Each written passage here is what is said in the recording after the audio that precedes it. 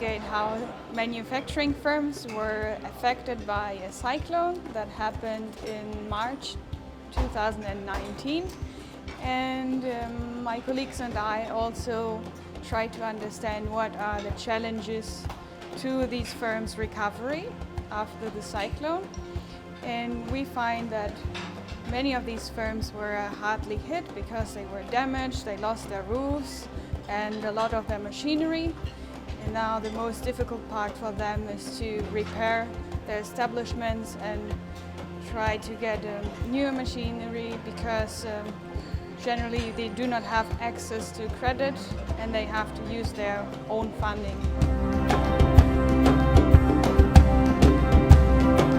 After the cyclone, many firms had to dismiss a few of their workers because they couldn't afford to keep them. So we expect there to be higher unemployment in central Mozambique after the cyclone. But to understand more of these implications, long-term studies on the labor market are needed, and hopefully these will be implemented in the future.